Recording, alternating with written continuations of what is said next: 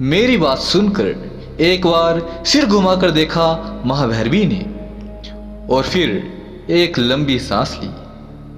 कुछ क्षण बाद मेरी ओर गहरी दृष्टि से देखते हुए बोली वह, सन 1575 के पूर्व अरावली की हरी भरी पर्वतमालाओं से घिरी प्राकृतिक सुषमाओं और अलौकिक छटाओं से भरी काफी लंबी चौड़ी वो घाटी बहुत ही सुंदर थी अपने आप में। घाटी के एक ओर जहां घनघोर जंगल था, वहीं दूसरी ओर केवड़े के सैकड़ों वृक्ष थे जिसकी सुगंध हर समय बराबर बिखरी रहती थी घाटी के वातावरण में। झरने का जल 12 मास हर ऋतु में शीतल, निर्मल और स्वच्छ रहता था।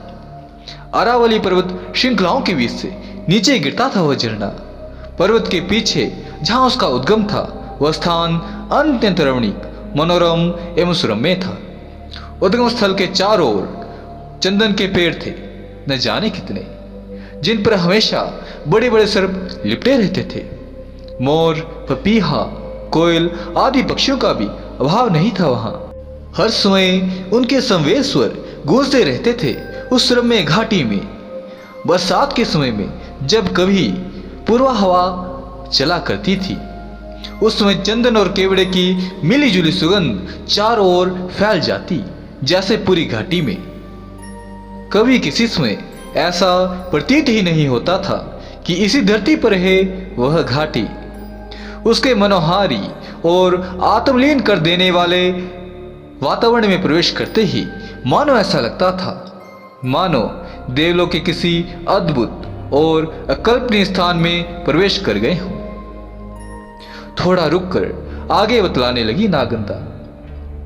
यहां तुमको यह बतलाना आवश्यक समझती हूं कि उस समय अरावली का यह मनोरम और सुरम्य क्षेत्र नाथ योगियों की प्रचंड साधना स्थली थी। सैकड़ों की संख्या में साधना करते थे यहाँ योगीजन और नाथ साधक, और उन्हीं साधकों में से एक थे खरपरनाथ। बहुत ऊंचे साधक थे खरपरनाथ, आकाश विदय जानते थे खरपरनाथ। नित्य आकाश मार्ग से गौरी केदार, मानसरोवर आदि की तो यात्रा करते थे महाशय। सिद्ध और चमत्कारी संत थे बाबा खरपरनाथ, इसमें संदेह नहीं। उनकी सिद्धि और चमत्कार की सुगंध फैल रही थी पूरे राजस्थान में। एक बार उसी सुगंध से प्रभावित होकर एक रियासत के राजा अपनी रानी के साथ दर्शन करने आए। संतान का अभाव था उस राज दंपति को। राजा और रानी दोनों की आयु अधिक हो चुकी थी, लेकिन बाबा ने संतान का आशीर्वाद देते हुए गंभीर स्वर में और साथ ही अधिकारपूर्ण स्वर में कहा, प्रथम संतान को मेरे आश्रम में समर्पित करना होगा, तभी उसका वंश चलेगा।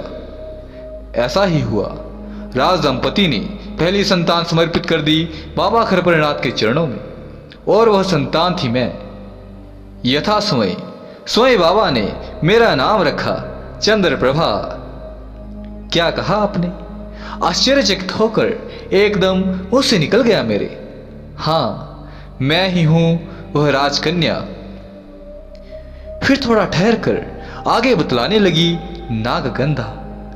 बाबा खरपरनाथ की देखरेख एवं संरक्षण में धीरे धीरे बड़ी होने लगी मैं। बहुत ही सुंदर थी मैं। 16-17 वर्ष की उम्र थी उस समय। शरीर के रोम रोम में यौवन की मादकता भर गई थी।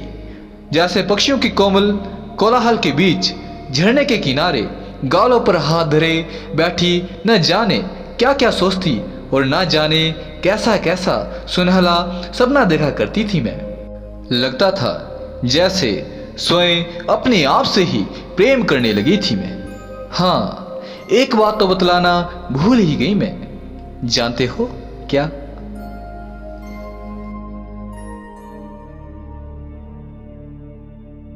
अरावली की वह रमणीक घाटी जहां नाथ साधकों की साधना स्थली थी, वहीं दूसरी ओर थी यक्ष, गंधर्व और किन्नरों की क्रीड़ा भूमि भी।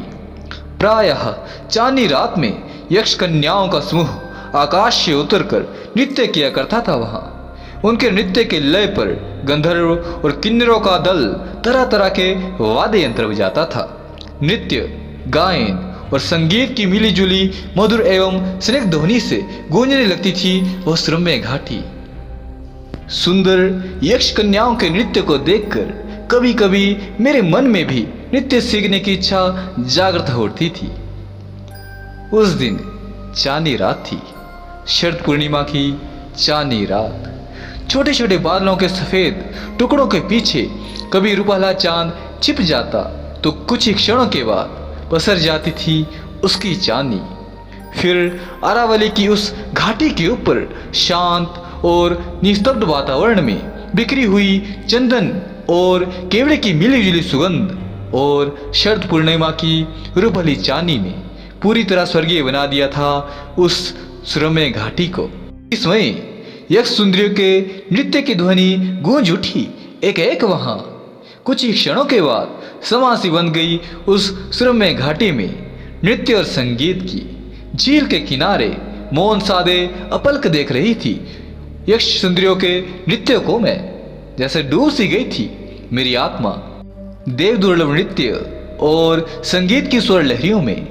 और तभी एक सुंदर और लावण्यमय यक्ष युवती मेरे सामने आकर खड़ी हो गई। अचानक मेरी तंद्रा जैसे भंग हो गई।